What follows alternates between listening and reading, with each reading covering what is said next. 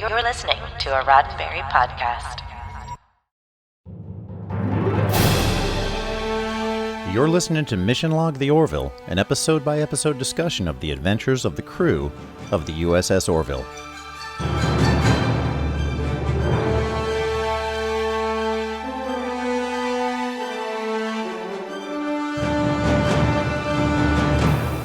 Hello, and welcome to another episode of Mission Log the Orville, where we go undercover to investigate the adventures of the USS Orville. This time, we strap on our holographic generators and investigate the Krill. I'm Jessica Lynn Verdi. And my name's Mike Richards. Mission Log the Orville is a conversation that depends on your participation. Share your thoughts, ideas, and tell us what we missed at ML_the Orville on Twitter, Mission Log Pod on Facebook, or email us at missionlog-the-orville@roddenberry.com. And remember, we may just use your comments on an upcoming episode. And Jessica, since rank has its privileges, why don't you go ahead and take us into the recap? This is going to mean that you're the captain. We all know Captain. No. High rank gets to do the recap. Sure, yeah, okay. Episode 6, Season 1, Krill. Prologue. Alara intimidates men with her strength. Isaac is interested in what it'd be like to have sexual relationships with a biological life form. And since we're learning so much about each other, why not learn that Bortus has a stomach like a steel trap? No, literally, he could probably eat steel and be just fine. The Union is home to many cultures, though different, united. But there's still one culture out there that is hell-bent on destroying those that are different from them. A Priority 1 distress call brings the bridge crew to the rescue of a brand new colony under threat of the Krill. Upon arrival, Captain Mercer hails the Krill ship, demanding them to stand down, or else. And just when it seemed like that threat actually worked for once, all it did was really get the Krill to turn fire on the Orville. Act 1. The more powerful Krill ship is giving the Orville more than it can handle, and Ed commands Gordon to skim the surface between the upper atmosphere of the planet and space, though the rest of the crew is unsure why he'd command that since the shields are already low. The friction created by the Orville skimming the boundary creates a smokescreen, confusing the Krill battleship. Gordon is commanded to steer the Orville straight back into space, literally leaving the Krill ship in the dust and vulnerable to a torpedo attack. Boom! Boom! Boom! As Ed assesses the damage taken by the colony, Kelly notices an interesting item left over in the rubble. A Krill shuttle. This is huge. A Krill shuttle will provide amazing insight into the technological advances of the Krill. Wait, what?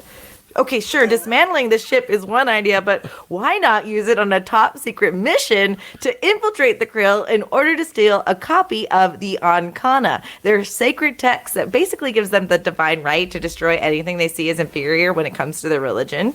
Oh, and also now you know as much as the Union knows about the Krill, and this means that the covert mission can change that and perhaps help them to avoid a decades-long crusade against the Union.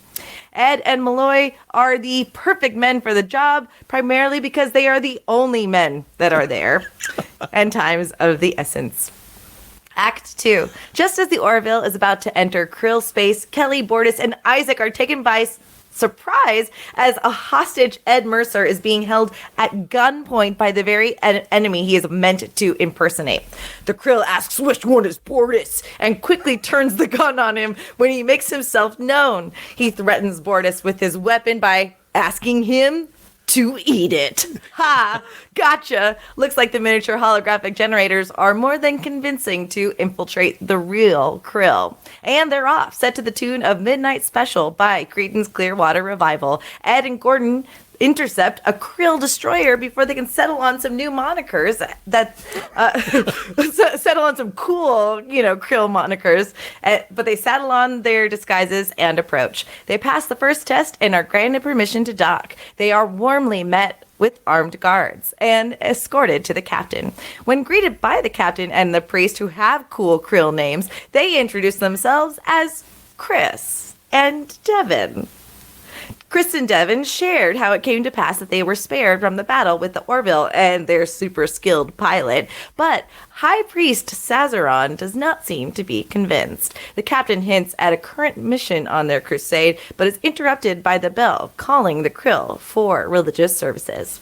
It is time to give thanks to Avis for their great car rental deals. Ed and Gordon, Chris and Devin, are seated for services and meet Talea, a female Krill who just so happens to be the sister of a Krill who was killed in battle with the Orville. So certainly Chris and Devin know him. Gordon claims to know him so well that they took baths together. The service starts in what would appear to be just normal religious ceremony until a head is produced from a box, and it's a human head that's been taken from a leader of a conquered colony. The leader felt that they had claimed the resources of the planet, but since they were not touched by the hand of Avis, they were wrong. So apparently this earns the Krill the right to behead that man and stab his head over and over again in the name of Avis. After the ceremony, Ed and Gordon sneak back into the temple to snag pics of the Ancana, but are quickly happened upon by the High Priest Sazaron. After a couple more awkward car jokes about rentals, Ed and Gordon leave as quickly as possible. Act 3. Ed and Gordon revisit the temple during the night shift just as the priest asks for a guard to be placed on the temple. One is deployed just as the emitters for their disguises stop working. They evade detection, return to their quarters, adjust the frequency on their emitters, and return to the bodies of Chris and Devin. A powerful source of neutron radiation interfered with their comm scanner, something large enough to pique Ed's interest. What they find is a bomb. Dude, totally not boom. Not boom. Not boom.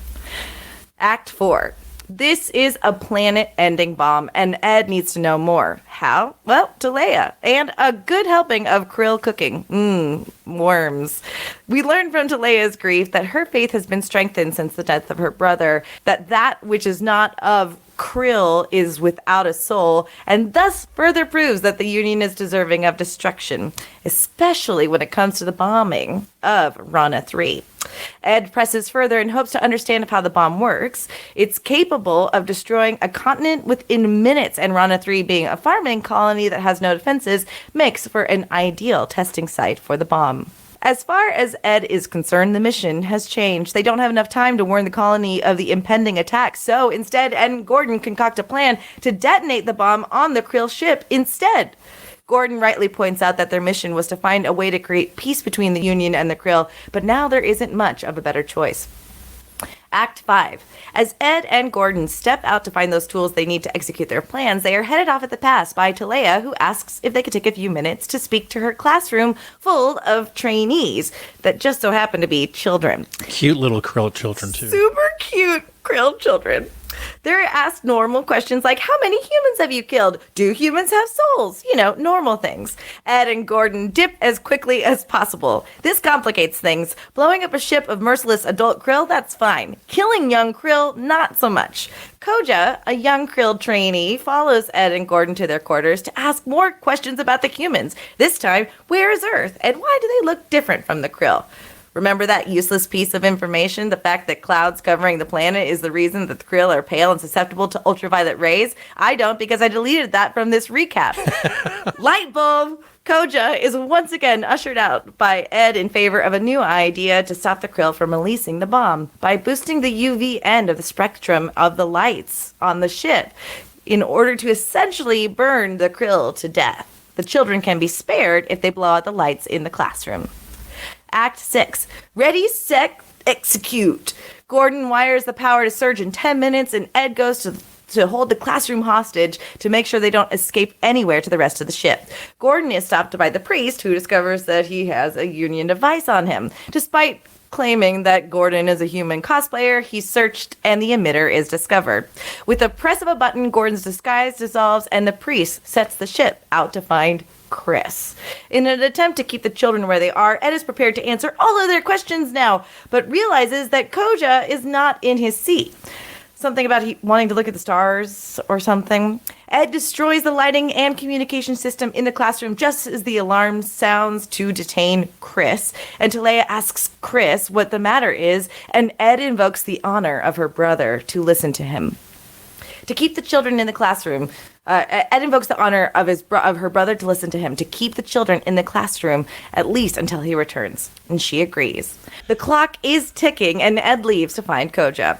Gordon is being questioned by the captain and says that they were just trying to find a way to make peace with the Krill, but the captain doesn't believe it, and says that their plan was to retrieve the neutron field generator, aka the bomb. And yes, it's about that too. Ow, gosh darn it, Gordon is stabbed in the brand new leg. That was a brand new leg. It was a brand new leg.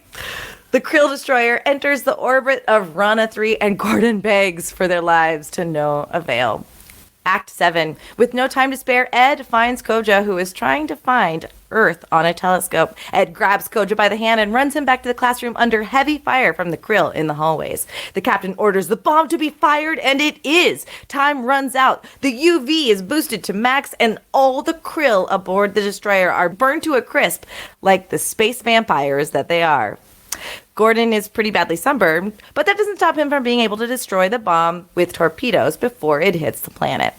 The children are safe, so is Talia, but now Ed has to answer some questions he can't dodge. Ed and Gordon pilot the Krill destroyer to meet the Orville, and they hail the ship before the Orville has time to fire on them. Kelly is happy to see Ed, and Gordon will be happy to see a truckload of aloe vera. After a once-over by the doctor, Ed visits Talia in sickbay. She is pissed. He attempts to apologize and explains that arrangements have been made to return the children to their families on Krill. Her, however, well, she might be a prisoner, but she will not be harmed. She finds this hard to believe, and while Ed said their mission was originally about peace, learning about the planned destruction of Rana 3 changed that. Talia asks why they spared the children. Ed, who did not see the children as his enemy, underestimated that they soon will be after having witnessed what Ed and Gordon did to their ship. Well, dang. Really nice job on the recap. I don't think you could say that, but thanks. That was it was entertaining, which is, we're entertainers. Sure. And I thought you did a great job covering all of the points that we needed to. And that was just an ominous ending with Talia saying they will be. So sad. Yeah. Now, I don't know if you covered this on the recap, but did you say there were families on Castor 4, the mining colony? I didn't say that. Okay, because there were a lot of single people there too. Oh, that's right. That's right. There were a lot of families, and that's and you know what? Gordon's just out there trying to put himself out there, and he's just saying, hey, single lives matter too. Single lives. Oh God, I don't know if we could say that, but yes.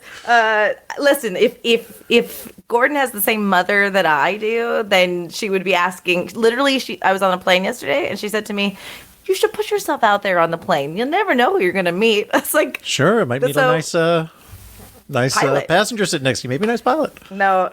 I tried to connect with the guy sitting next to me over Switch playing video games, and he didn't even want to talk to me at all, which is good because I didn't want to talk either. But I was like, we both have Switches. We should talk about that. Anyway, Gordon's just looking for love in all the wrong places. He is, and I put on my headphones and paired them to the TV, and I put this episode on right after we recorded last week and was trying to be really quiet because everybody in the house was already asleep. And when Gordon said, there's probably a lot of single people down there too, I laughed out loud, and all of a sudden everybody was awake, and you laughed loud enough to wake your family. That one got me. Yeah, that one got me. Jessica, not gonna lie. I'm not gonna lie either. This one is rife with very funny. I want to be in the writer's room when they decide that the god name of the Krill is Avis. Because 100% they saw the opportunity to make car rental joke after car rental joke. Sure. And homonyms, I'm sure, exist in the 25th century, so why not? Totally. But also it's like really weird that like it's a 20th century car rental, but Gordon knows it. I did want to ask though, out of respect to your beliefs, do you worship Hertz? No, I don't. But I am going to try to find a Union comlink and holographic emitter so that I can cosplay as a human. I mean, Mission Chicago this spring. Yeah, I mean, clearly your translator's not even working right now. So Correct. No, it's definitely made me. It's also really funny. Like, I was thinking about, first of all, the makeup in the alien design on this show is really something. They really do a good job to yet again differentiate itself, because they could look like Cardassians, right? If they're not careful, but they don't. And Alara could look like. Borders could look like a Klingon. Alara could maybe look like what's the one with the ridged nose? Bajoran? Bajorans. Sure. But it's like there's only so many different things you could do with a humanoid face, right? It's true. And what I like to see is, I really think the Krill have come a long way. Honestly, when I first saw them, they looked a lot like, to me, Krall from Star Trek Beyond. At the beginning of the movie, anyway, before he started to devour the souls of humans and look more like Balthazar Edison, like he did at the end. Balthazar Edison? You mean, who's Balthazar? He was the guy, Idris Elba's character. That guy. He started to look more and more human as he ate more and more humans. You are what you eat, Jessica. You are what you eat. So I was not 100% sold on the Krill initially. I thought they were just kind of like a very generic big and bad. This episode, we got to peek behind the curtain a little bit, got to see how horrifying they truly are. And, we can get to that more a little bit later when we get, into a few of the more serious issues. But yes, I do think that the Krill makeup and the Krill ship was very, very well done, very well designed. Yeah, you bring up a good point, too, because a show really is, you don't, ideally Star Trek, right, is about just humans in space, but also humans are at war with each other, right? So it's fair to assume that there's enemies in space as well, right? And the different species, kind of represent maybe different humans. Totally. Yeah. And that was problematic, though, in the 60s when there was an argument to be made that Klingons were similar to black people, right? I never heard that. I always thought it was more. I also don't want to overstep and talk about too much that I know, but there were some allusions to that, or at least some people drew the illusions of that. Yeah. But my point is, you need a good big bad that will care, and there's arguments that Star Trek has only had a couple, though they continue to try and give us good ones. The Borg are threatening for sure, but their drive is not human, right? We can't relate to their drive. Romulans, anyway, I think doing this episode not only helps us vie for our ship, but also helps us have some humanity for what the Krill are going through too. It does, and we'll definitely get to that. And in the age of religious fanaticism and how dangerous things can be when you think you have God on your side is definitely a topic for a little later in the episode, maybe. Yeah. Question I have for you, though. Shouldn't Ed know where the automatic fire suppression panel is? That's a pretty important panel. I imagine airline pilots know where the fire handles are if they need to put a fire out in flight. Ed should know where that automatic fire suppression panel is. Weird that he does it. This happens a couple times, and it's for the sake of a joke. And we've talked about this ad nauseum now, that if this was a perfect world, Seth MacFarlane wouldn't have jokes in this. But it is a funny joke that the thing that's on fire is the automatic fire suppression panel. But he's really dim about several things that he should know as a captain. Yeah, it's as a captain, maybe you can be a generalist, the decision maker. You got other people that are down in the weeds, a little bit more, that are more knowledgeable about the minutia. But still, the fire suppression panel, come on, man. It's right in front of you. Take a systems class every once in a while. I'm sure they're right there on the ship's library. But again, that's why he's not a pilot. That's why Gordon has to join him on this mission too, because he can't do it all. But I'm with you. He should flip and know, just like they should know how Mocklins lay eggs. Well, he does now. Can't Do they learn know? everything. I Can't don't learn know if everything they first. know. Well, I still think it's inconclusive where the egg comes out of. Right. It very well could be the butt. And you know what? As far as I know, that's where it comes out of chickens, too, is their butt. I don't know where it comes from. I do not know. But if you're a longtime Star Trek fan, and I know you are, we knew that mining was a big industry in the 23rd and 24th century. It's good to see that mining is still going strong in the 25th century with in the Orville universe too. Meaning what? Meaning it's a mining colony that they went to rescue. Oh, I didn't clock that. Yeah. I just clocked that 19 people died because that's what mattered to me, Mike. Me too. Okay.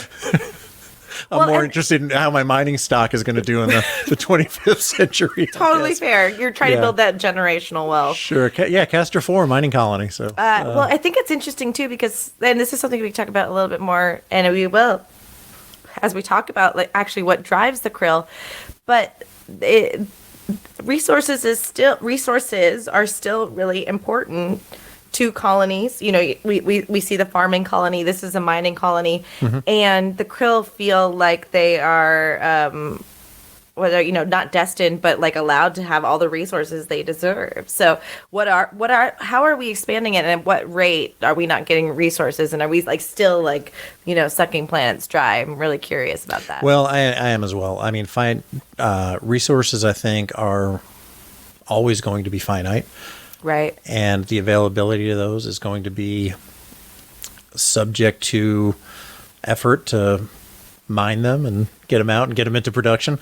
So I think there's going to be competition for those things. Now, if there are more resources than there are people, and then things can be provided cheaply and readily available to most or all of us, then that's great. But it's still the work still has to be done, I think, is the yes. Bottom line. But that's the thing I have the argument against the Krill. It's like, go find another planet. Don't kill these people. Like, space is big. There's another planet. Or they're just like, why can't we just all get along? Why can't we all just get? Oh, I got a story for that another day. So yeah, we got to see a bigger USS ship, right? It was, and it was really impressive. So.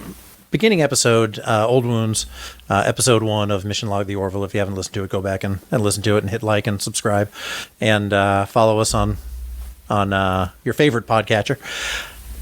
They talked about a heavy cruiser, and they kept saying, hey, this is a mid-level exploratory vessel. It's not a heavy cruiser. And we got to see one today and actually slowed down and zoomed in on it. And it was the USS Olympia, LCV-519, which is a Leviathan-class heavy cruiser. So beautiful ship, and much like Star Trek has similar designs across different classes of vessels, we can see that same kind of thing going on here in the Orville. Whereas, yes, the ship was different. It wasn't just a bigger version of the same ship, but you could still see that it had the same design cues. Conceivably, it sold me that it had the same type of technology, same type of quantum drive and things like that.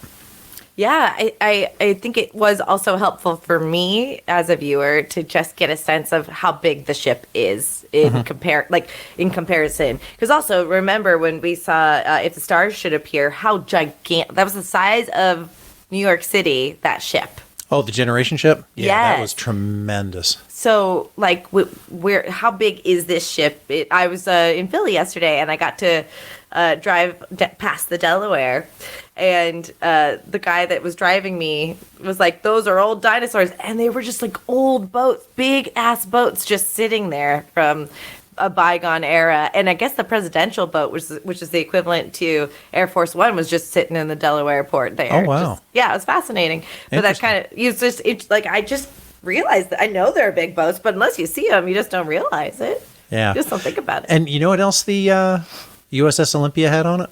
What? Kelly Hu playing Commander Admiral Ozawa. Very cool. So and finally some inclusion and diversity. Yeah, so we had Ron Canada playing an admiral a couple of weeks ago. He played Admiral Tucker, I believe his name was, and of course we saw Victor Garber. Am I getting that name right? In episode 1. I'm just here to look pretty, Mike. Yeah, and I think that's his name. I may have botched that. We'll be okay. They'll let us know on our Twitter account if we got it We're wrong. going to get skewered for that and only that. But he played Admiral Halsey, and I picked up on that right away as a historic name. So I looked into Admiral Ozawa to see if that was a historic name also. And it turns out that the real Vice Admiral Ozawa was the final commander-in-chief of the Imperial Japanese Navy. Turned down promotion to Admiral and retired in 1966. He died in 1966 at the age of 80. He was 6'7" at a time where the average Japanese male was 5'5" or shorter. Crazy. And he had a reputation as being both courageous and compassionate with his men. And the last final commander-in-chief of the Japanese Imperial Navy. So they took that name as inspiration for Kelly Hu's character, and I think that's fantastic. And as we circle back to those other admirals, we'll talk about them a little bit more and their contributions to history. Yeah, I think that's really cool. When you're a writer, you do have an opportunity to pay homage or have like fun ways to like name the background characters. I forget what show it was, but even like one-line characters in their show, I want to say it's like Parks and Rec or something, had full-blown names, and like they were like listed as that. Yeah, every single person is, as opposed to person 1, person 2, or whatever. Everyone was named, which I think is pretty cool too. Yeah, it's funny. We just got done watching a movie, my daughter and I, and at the end when we saw the cast in order of appearance, she said, I like when they do an order of appearance. And I said, yeah, but then I got to think back to the beginning of the movie and think, who is that? And she goes, I don't know how those characters even got names, to tell you the truth. I'm not going to lie. Very, very minor characters, but full names and credits in there. That's kind of cool. I think it's cool. It fills out the lore a little bit, depending on how you decide to look at it. But you're totally right. Like, I think if you're going to do it in order of appearance, person 1, if that's the first person you see, it's kind of odd. I think we probably do need to name it. A little bit pointless at that point. So the shot of the two ships out there I thought was awesome. It gave you some scale. It was a very well done shot. From what I understand, they use physical models. They actually have a model of the Orville. It's not CGI, so you get better light and bounce and things like that. I did read that. That's very cool. At least they have some shots made like that. I don't know if they transition to CGI at some other point or if it's a blend of the two. But what did you think of the holographic generator effect? Well, what do you mean exactly? Like the moment when where they it transitioned flips to it? when they transitioned from Ed and Gordon to Chris and Devon with that little kind of zzz. Yeah, I didn't think of it as remarkable. I'm curious then what you think about it. I think that's what made it so remarkable, is that it looked so believable to me. I thought it was very well done. It wasn't over the top. It didn't take me out of the story. Right. I didn't find it as being, an unbelievable piece of technology. I just thought that's kind of cool and done pretty well. This is what it does, and it does it well. Yeah, I think that I love tricks of the camera, or like, how did they make sure, Seth MacFarlane's standing in the exact right place in order to switch from Ed to the Krill. And you're totally right. The last thing you want is to be pulled out by overproduction, CGI, or like not enough. But I would agree that it's not remarkable, which is exactly what you want it to be. You want to believe that they have this piece of technology and then it works effectively. Yeah, I thought it was the perfect amount of special effect to move the story along and believe it. Now, they could have done some sort of surgical thing. That's something that's been done on Star Trek a number of times, going all the way back to the Enterprise incident, where they do a little surgical alteration.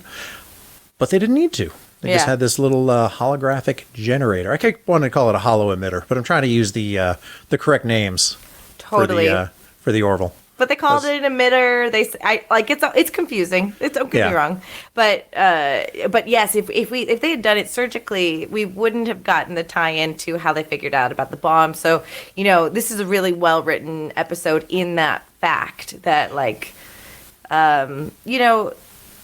how do you deal with a religious fanatic culture, and how do you infiltrate so it's like kind of like a tightly sealed episode in the writing by making the radiation affect the effectiveness of the holographic generator emitters. It was good. And speaking of technology, oh yeah, Gordon was able to go over and get a cactus plant from the replicator. Mm-hmm. And they fed Bortus a napkin, a glass. Mm-hmm. He ate a ball of wasabi on his own. That's on him. Mm-hmm. But then Gordon said, wait, I'm going to go try to find a bag of nails. Why didn't he get it out of the hollow, the thing? The replicator. He should have just made it. Will the replicator not make a bag of nails? I wonder if it has to be organic. It might, because he could, and that's exactly what I thought, because he could get the cactus plant. Right. But apparently not a bag of nails. Because this is what I thought was really, really funny. Going back to episode 3 where Clyden goes to get a new outfit in order to go to Mauchline. And so there's a bunch of people like... He's in the replicator shop. Exactly. So maybe that replicator could make a bag of nails, but the food replicator can't. You bring up a good point. Listen, you could fly into the weeds this way. I have a question actually, because I don't know the answer to this, and I'm sure I would imagine it's a reference that most people would get, but when Ed says, "Oh my God, it's like a Bret Easton Ellis novel," what does that mean? I've never heard of anything. I had to look it up. I don't know what he writes. So a movie that I got plugged into probably, well, it came out in 1989 or something like that. The movie, the book Less Than Zero, came out in 1985, and that is about a young man who ends up with an addiction problem, and his life spirals out of control. And like when you hit rock bottom, the title Less Than Zero has to do with how low he got before attempting, recognizing the problem and trying a recovery. But it was the movie just had brutal imagery in it. Rules of Attraction I'm not familiar with, but American Psycho I am. And these are all Bret Easton Ellison novels. So yeah, that was his level of disgust when he said, God, their literature is brutal. It's like reading a Bret Easton Ellis novel. I was like, I've got to look up who this is. And oddly enough, or fittingly enough, I was familiar with some of his work. Yeah, American Psycho is pretty much all you have to say. But like, I've never heard anyone say Bret Easton Ellis, though I'm sure 5 dudes chuckled. But I loved it, and it gave me a chance to look into something. And I think that just goes to how smart the writing was. And speaking of writers, this was the first episode that was not credited to Seth MacFarlane as the writer or as written by David A. Goodman. Okay, David, you are a good man. Tip of the hat to David A. Goodman. David, a good man. What if it's not a real person? It's like Saul. It's like it's Saul's brother. Yeah. Saul Goodman. Saul Good, or that too. But David, a good man? That's not a real name. That's the writer's room. That's not a real name. Sorry, David. You're not real. We'll have to find out. Directed also, we had some pretty heavy hitter directors coming on board, right? Remember we had Jon Favreau and Brandon Braga and Frakes. And we had Robert Duncan McNeil, Tom Paris from That's right. Star Trek Voyager. John Cassar. Cassar, directed this episode. So I think we're starting to maybe, the tent's getting bigger. We're getting more people involved in the projects, and we'll probably get some more different depth and breadth of storytelling, which is great because as much as I've enjoyed the first 4 episodes, it's good to get some other writers in there. Yeah, totally. And like you said, and what we're going to cover in the next segment, how this deepens our knowledge of the people that we're going to be up against for the rest of the series, pretty much. Yeah, and it fits very well into the Star Trek philosophy. I mean, as talented a writer as Gene Roddenberry was, it would not be the show that it is without contributions from people like David Gerrold, who wrote The Trouble with Tribbles, or Harlan Ellison, who wrote City on the Edge of Forever. So bringing in new people, different people to write different stories really helped fill out that those stories and that series. More on the morals and ethical decisions that make this a Roddenberry podcast in the next segment. Don't go anywhere.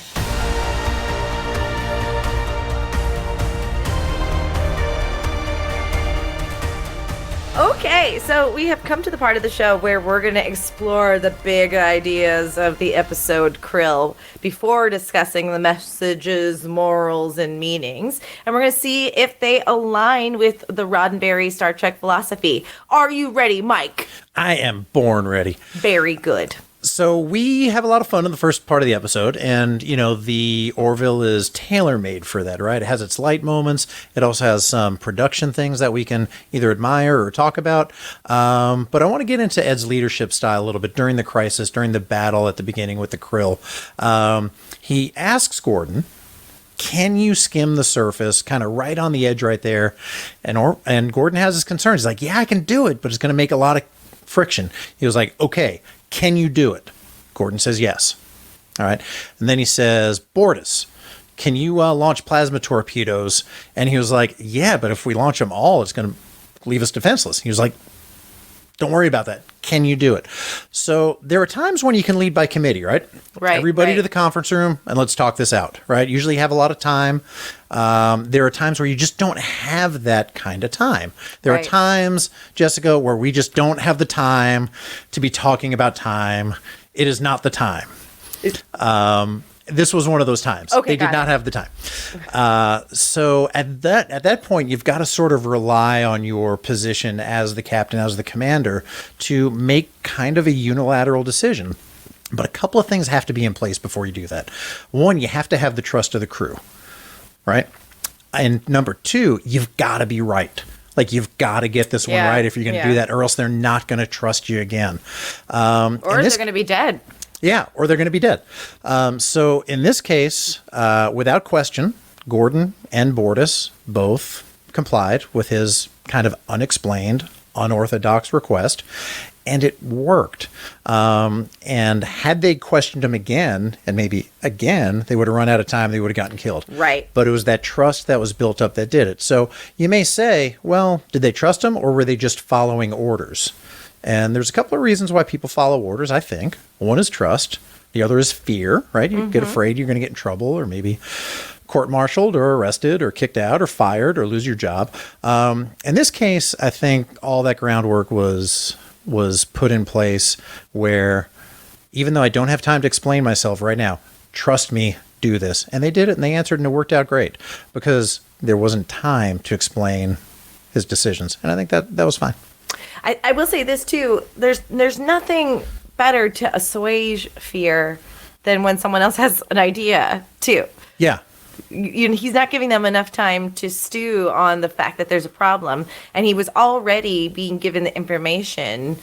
And Ed could insinuate, based off of them giving information, that we're not going to last much longer, we can only take this much fire, that they weren't really coming up with the ideas too. So, if they were given that one extra second to be like, I don't know what to do, your fear will creep in, and it will override your ability to even perform well. And so interesting that you wanted to talk about this, because it kind of it did make me think a little bit too, like, is he asking too many questions as opposed to just commanding? Because he's got to know that he can do that, because he's the best pilot, and he's the best pilot in the Union. And you should just be able to tell Bortus to just unleash all the torpedoes when he says, as opposed to, can you? Though, again, this is where the cynic part of my brain kicks in. Of course, you have to telegraph some of this information for the writing purposes, so that when you see that the friction that's being created on the deflector shields causes a smoke screen, that this is why he asked. Because that's basically what Gordon said that was going to happen. And also that really speaks to Ed's experience, because when Gordon goes, well, this is what's going to happen, Gordon still doesn't know that that's what he wants to happen. Right. So that's, Ed is experienced enough to know this is the way we're going to get out of it, which really does earn him the captain role there. Right? Yeah, and you're right that you mentioned cynic. It's just kind of recognizing some of the exposition and some of the narrative that was written for dramatic purposes. I think there's always a place when you're making decisions to gather a little bit of information before you execute that decision.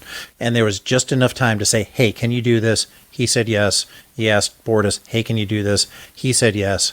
And then they went ahead on with the plan. Often in these shows, there's much, much, much more exposition where they explain the reason and the pluses and minuses, and, they get into the conference room like on Next Gen and just kind of talk things to death. This is, if there's time, that's great, because then you get everybody's buy-in, you go out and you execute the plan together. This was one of those things I just pointed out where they didn't do that. It's kind of un-Star Trek-like in many cases, because even on the Cage, the original pilot episode, there was a conference room. Right. The original series, there was a conference room, the kind of cool, trippy triangle one with the triangle monitor and the kind of green and purple light shining on the wall. Yeah. They had a conference room. There was a conference room in Next Gen. So this is one of those, it's not that it never happens, but it doesn't happen enough to really set the tone of the show. And when it did happen on this one, I just wanted to chat a little bit about that leadership style. And as a captain, you certainly have the right to make those command decisions, but you got to have the trust of your people, and you better be right, because if you're wrong and it's not a life and death situation, they might not trust you as much the next time. Yeah, I think you're right. I think I hadn't thought about that, though. I know that there is like an absence of let's talk about this, but so many is like it does have a Kirk-esque feel, right? Like command, can you do this? In the way he can command out of like a hairy situation. But like, and again, Kelly's doing the side eyes. Like, what is he doing? Right. It is interesting. But yeah, so what happens if he makes the wrong call here? Besides, if it wasn't death. So you're saying the people they wouldn't listen to him in the future, or they would start questioning him? Yeah. Say it went sideways and they survived. Then the next time he just throws an order at them without explaining himself, they might not be as willing to go along without that explanation. This reminds me of like one of the aha moments I had with improv, where I would come out and I had this great idea. Sometimes like you get in the middle of an episode, and we did Star Trek. This is when I kind of experienced this a lot. It's like, well, it's act 2.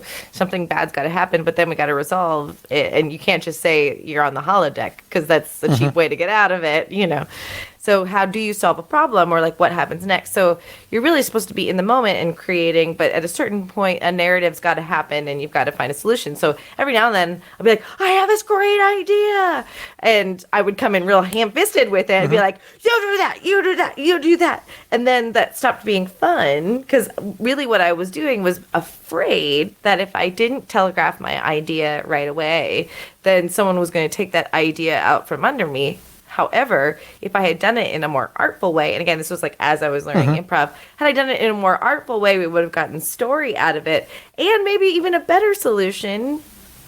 If I had entered and gone, can you do this? Can you do that? As opposed to do this, do that. This is the idea. So, kind of by asking those questions, he's still currying favor with his command, his team, by asking what they're capable of as well. He is cluing them in and keeping them part of the conversation, as opposed to being dictatory. He got a little bit of buy-in, and he gave them a little bit of time to get used to the idea.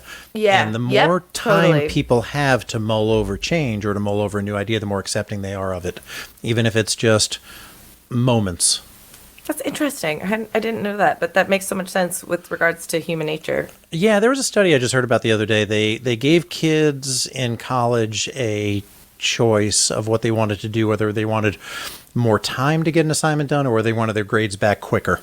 And because those are kind of like two competing things that college kids want, right? They either want more time to get the assignment, but they also want to get their grades back, quickly and know what they got. And they gave them one choice at the beginning of class, and they kind of had to decide right away. Or they were notified of the choice by the professor at the beginning of class and just notified, and nobody liked the change. The other one was they were given, I think, a couple of options at the beginning, and then they didn't have to decide until the end of class. And the ones that didn't decide until the end of class were all much more satisfied because they had more chance to get used to the idea. And did they choose the same thing as what the other class didn't like? To be honest, I don't think it was a choice. I think they just had more time to get used to the idea. So maybe they just sprung it on them at the end of class in the one scenario, whereas the other one, they gave them the entire class to get used to the idea kind of thing. But whatever it is, time was the factor. And they got more used to the idea of, they had more time to get used to the idea of change. And there was more satisfaction with the outcome, which I thought was interesting. And that might buy into there a little bit. You mentioned Kelly's side eye when she was looking at Ed when he was, coming up with this plan to skim the atmosphere and pull up hard and launch all the torpedoes. Did you notice the side eye that Ed gave her when they were chatting with Admiral Ozawa in the conference room, since they had time to talk about it? Well, when he was mad that she said that he wasn't qualified enough. Well, it was the same conversation, but with company over. Come on, you can't make me look bad. But it wasn't there. It was when they were walking down the hall, and Admiral Ozawa was explaining that as most civilizations get more technologically advanced, their reliance on religion goes down. But the Krill have clung harder to their religion, feeling like that it gives them justification to be superior to other races and take what they want, basically. And Kelly said God created plants and animals solely for the use of man. And then Ed gave her a look like, where did that come from? Because she was saying it not because she believes in the dominion of animals, but because he's like, how do you know the Bible? Yeah. She recognized the historical significance, but I think he was still surprised that he could paraphrase it so well. Wasn't a direct quote, but it was paraphrased awfully well. Totally. And, we've talked about this and we'll see it more, but they still admire each other, right? Oh my gosh, yeah. There's something really nice when someone that you've known for so long can surprise you. Mm-hmm. And truly... Kind of like when Ed surprised Kelly for going to the Salem Museum with... That's surprising. They just hadn't covered that part in their years of dating. That's right. And that was episode 5, Priya, if you haven't checked it out took that out of him. I always think about this, especially as a single person. Sometimes I hear this often, and I kind of share the lament. It's like, it's like so hard. I don't want to get to know somebody else. And I've already done that part where I've shared myself. But when you meet someone new... or you're just getting to know somebody, or I found myself in a car with someone who I've known for years over this trip I was just in. If you're present and available to the moment, you're going to want to talk about all sorts of things as it pertains to that moment and that person. It's just the idea of having to get to know somebody can be tiring, Yes. And the chemistry, I suppose, between Ed and Kelly when he was leaving on his Krill shuttle, not knowing if he'll be back again. It was loaded. You could have cut it with a knife. Yeah. And she was like, hey, get back safe. And he was like, I will. You could tell there's still something there. And I like that they're building towards that. So the Krill, right? Yeah, not just generic bad guys, man. They are a group that believes they have the divine right to take what they want, and all other life forms are below them. It's tough. It is dangerous. It has, I think, some modern day analogies on the Eastern Hemisphere and the Western Hemisphere and the Northern and the Southern Hemisphere, all over the world. One of the most helpful things that was told to me when I was really just trying to wrap my head around our religious qualms with people of the Muslim faith was, but we're being bought and sold this idea via the news and agenda that it was the Muslim faith that wanted to start a holy war and to end Western civilization. But upon further studying and more educated people and pushing past just an agenda, there are extremist versions in the Western idea of religion and Christianity as well that believe that the apocalypse needs to come in order to, redeem the righteous and the faithful. So while that may be a factor of some extreme Muslim people that believe that, it's certainly not the only thing that exists when it comes to that religion. That is actually not a main a main tenet of that religion from people who are the majority of people who are practicing it, just in the same way that's not the main tenet of people who are practicing Christianity, but also believe in the divine right to be better than every other religion. So we're no better as a Christian based country to believe that we deserve to win that war. And I think we talked about religion a little bit. I was raised Catholic. I don't believe in. I would say I'm more agnostic than I am atheist now. I would never take away the comfort and the sense of community that religion gives people. But when recently it was with my cousin, and we were getting into a theological debate, and one of the things he said was, "Well, how can I convince you to be a Christian? How can I convince you that the only right religion is Christianity?" And that's just bonkers to me. Based solely on this emotion of faith, you believe your one religion out of thousands on this planet that currently exists is the only right one. But the Krill are like that too. And I'll take a step back. Nowhere is Seth outright claiming that the Krill are like Muslims, and he's nowhere outright claiming that they're like Christians whatsoever. There's no similar allusions that would say he's putting a stake or a flag in the ground about either. But man, we can see the effects of when you believe you are right and righteous and destined. And that's what the commentary he's making here. I think that was exactly the point. It wasn't, these are an analog for this religion and this is an analog for that religion, or any combination. It's just how dangerous it is when you're so overwhelmed by your beliefs that you disregard the inherent value of life of other races, other species, in our case, other cultures, and cannot treat them with the inherent human dignity that I think every human being deserves, just for the fact that they're a human being. That's where I think the conversation starts in this show. And if you've got a problem with the religious extremism of another group, a great place to start your examination of that is probably in the mirror. God dang it, Mike. What a freaking perfect, powerful statement that was. Well, thank you. I truly love that. I think that if you take a step further with that it's true of most things that we hate about other people. When we meet someone, I go, "Oh, I hate that person did that," or "I hate my sister because she does this." I have problems with my sister occasionally. 9 times out of 10, I am the biggest offender of said thing I dislike about that. And my reaction to something also betrays my immaturity on that subject, also betrays my lack of coming to terms with something. So it is that the problem that I truly believe that is with religion and the fanaticism and the evangelizing, this is my personal belief, is the lack of self-examination they're encouraged to do. And that is one way of keeping you insular, and as opposed to going, "Oh, well, what else is out there? What else will make me," they talk about like Rumspringa, like letting kids go out and to find their own way and see if they want to come back. I keep telling my mom I'm going to be back any minute now from she that. Actually, it's been 40 years now. She showed up in a horse and buggy, and she's like, "Have you seen my son?"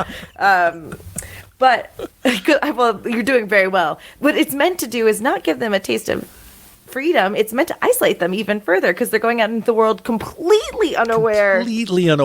Completely unprepared. Purposefully. So that, and this very occultist behavior too. Once you've been so isolated and you go back out, no, go ahead. Go hang out with your mother for a week and you'll see how different they are. And this is not where you're supposed to be. It's just tough.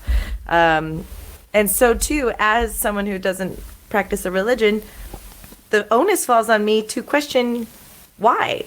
What am I fighting? Am I just trying to be anti-societal or whatever? Or I just think the people that don't like the Beatles are a contrarian. That's my personal belief. Yeah. So, like, am I just trying to be religiously contrarian? You know, at all things, I try to personally grow. And the Krill have just dug this bulletproof hole of they're the ones. You know, though, here's the thing, Mike, and I don't ever pass judgment on other people's personal choices. But really, what Kelly is saying, we shouldn't even be eating animals because we don't know their life form. You know what I mean? Like, it sounds like they got over that. And episode 2, Command Performance, had a good.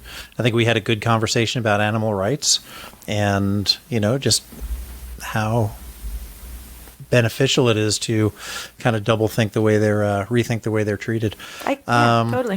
You hit on this in the recap, but I wanted to touch on it again. I really respected Gordon for his digging in his heels on, we were supposed to come here on a mission of peace.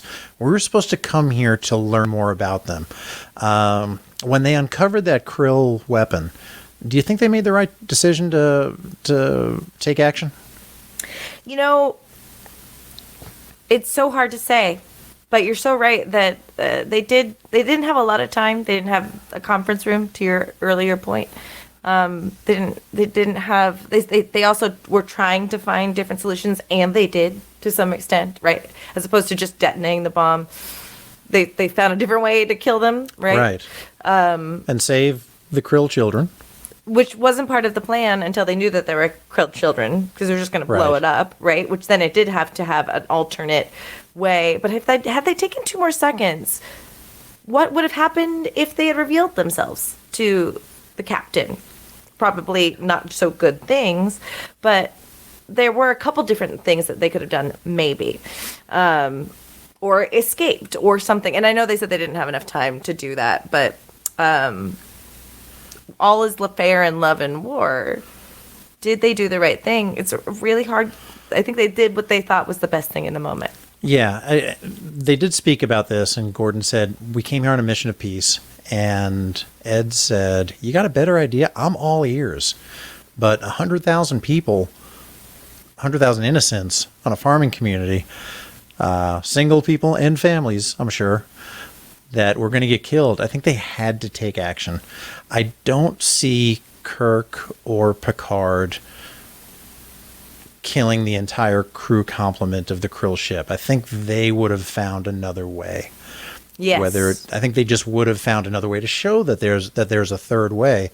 The really, really interesting thing about those shows is that, I've often said the 90s were a utopian paradise, and I will stand by that.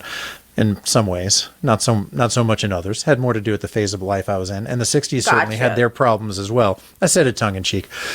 No, I'm looking at you tongue in cheekly for those that can't see me. But the fact that we have different issues now, that we have wars that have been going on for the longest wars that we've had in the history of our country, wrapped up somewhat recently in one place and another.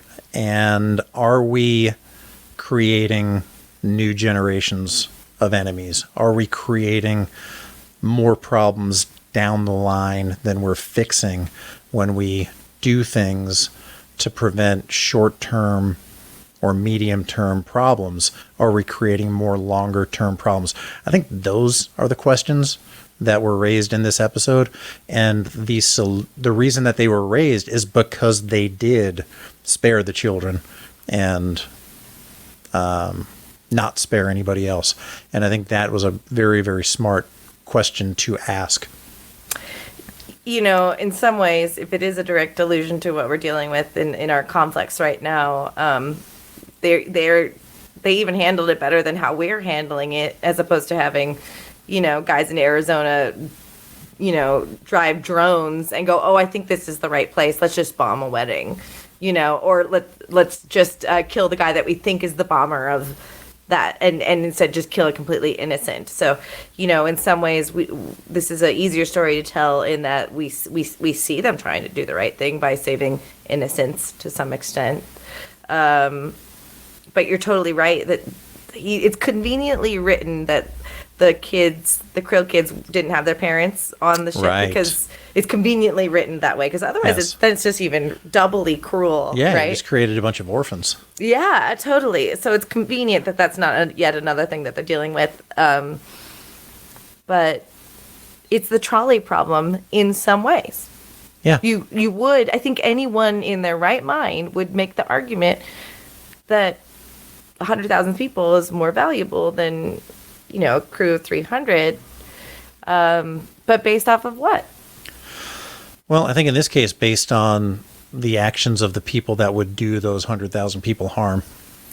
Oh, totally. And it is helpful to know. The thing that's interesting, it's helpful to know that it's just a farming colony, right? That can't even defend itself. The thing that's interesting about the 90s, though, if Picard or Kirk or whatever had the opportunity to have the third option, tends to be a Deus Ex Machina thing, too. Yeah. Like, oh, thank God, here's another cast. We just happened to find hairy mud, So, like, those things happen. It just so happens this thing is controlled by a computer, and nobody can talk a computer to death better than James Tiberius Kirk. There we go. 100,000%. Like, so those solutions were built into the story. And they say, like, when you're writing something, you only get one, and they would save it for the end of the show. Yeah, and I think the Kirk speech probably would have had to do with religious hypocrisy. One of the things I think that made the Krill so terrifying, though, was that in many, many, many, many ways, they were very nice. Yes. Right? Talea was very nice. I mean, for most of the show, she was a ray of sunshine. The captain was delightful. The captain was formal, but he was welcoming. He was nice. He was invited them to services. Like, these were nice people who were just hijacked. Their behavior was just hijacked by their faith. What we really haven't seen, but we saw this in the show, when if the stars should appear, how their theocracy or religious dictatorship can rear its ugly head. Who's benefiting from making the Krill on a pedestal? Like, what's the top down? The fish stinks from the top down. Who's making it so that they are these? My point being, Christianity, I feel like, has been perverted by people at the top. Catholicism has been perverted by people at the top, protecting predators by just shifting them around into different churches as opposed to persecuting and prosecuting, sex offenders in the church. And that's the top down. That is not the congregation. Because if you were to be in a room next to somebody that doesn't have the same faith as you, and you didn't know that, and it didn't matter, you'd probably find a way to be friends with that people. Right. And it's also true with political beliefs. If you guys didn't talk about abortion or about Trump, you'd probably be friends with that person to some extent.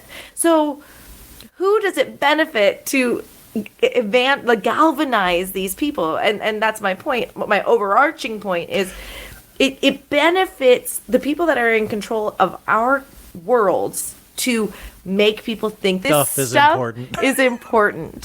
So we'll probably get to look at the Krill, and at some point maybe we'll get to follow the money or see where all those resources that they're pillaging from these poor mining and farming communities, where those whose pockets those end up lining, and then we will have our answer.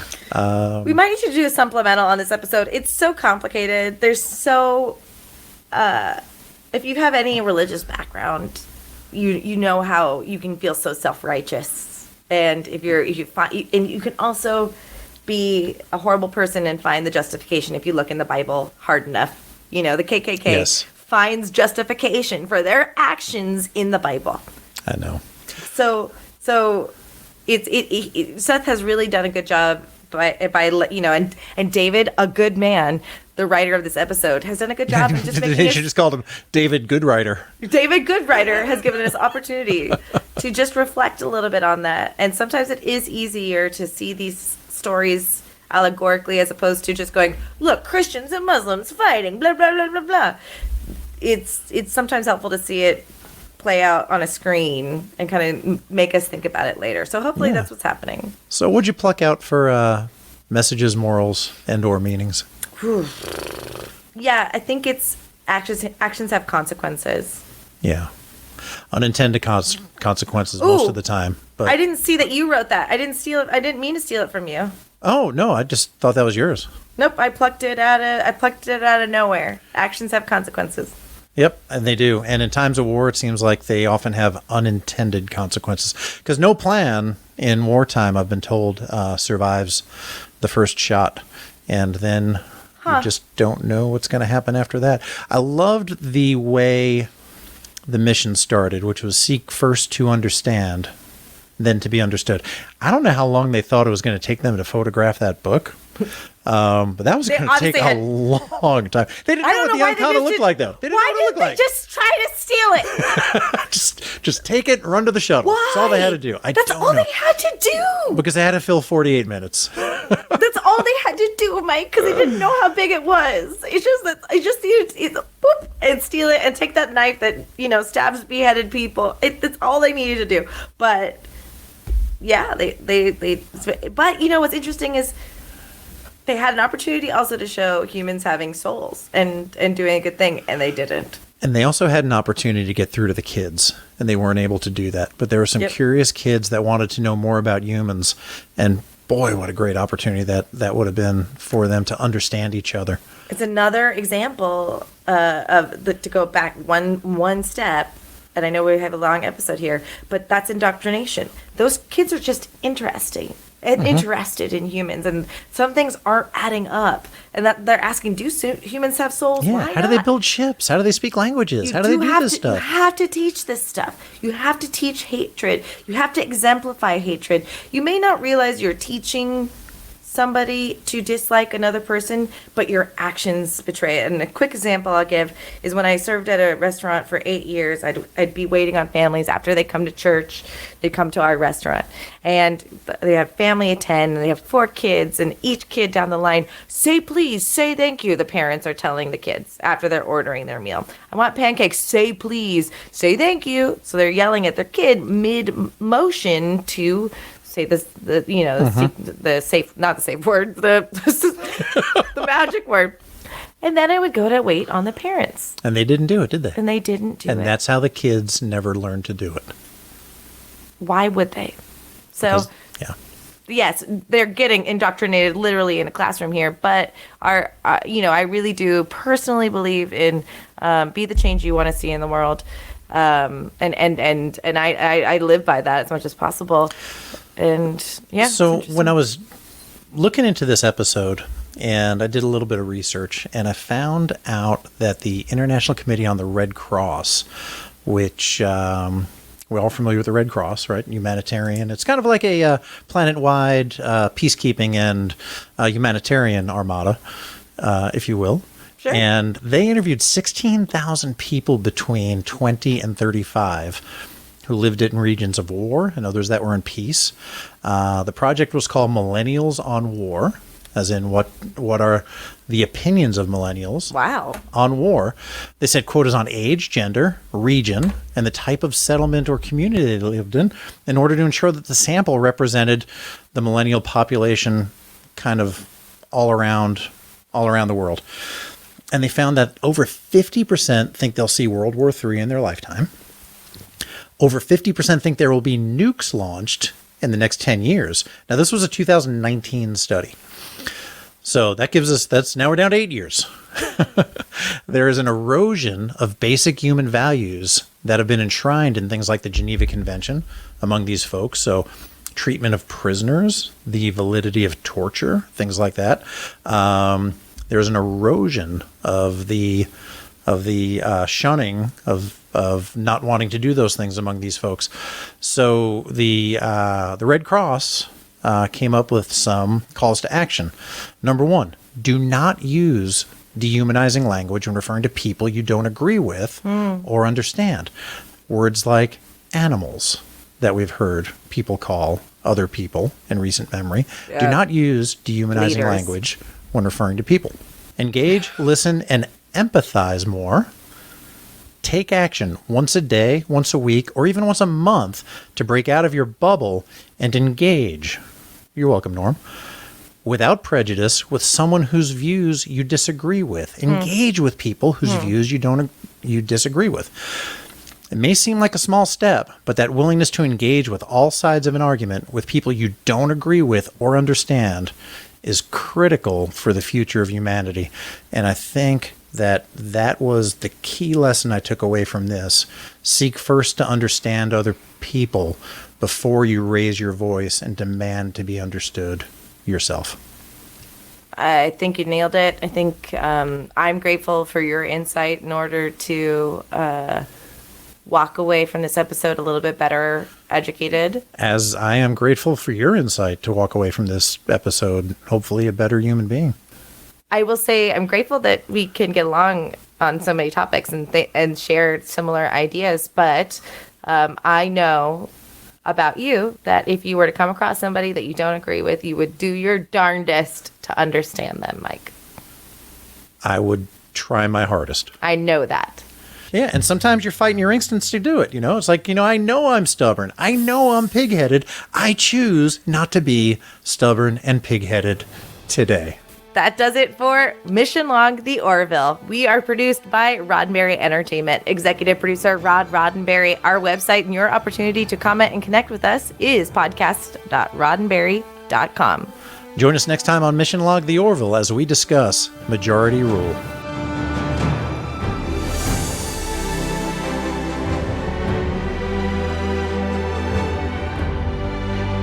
Mission Log The Orville is produced by Roddenberry Entertainment. Executive producer Rod Roddenberry. Our website and your opportunity to comment and connect with us is podcast.roddenberry.com.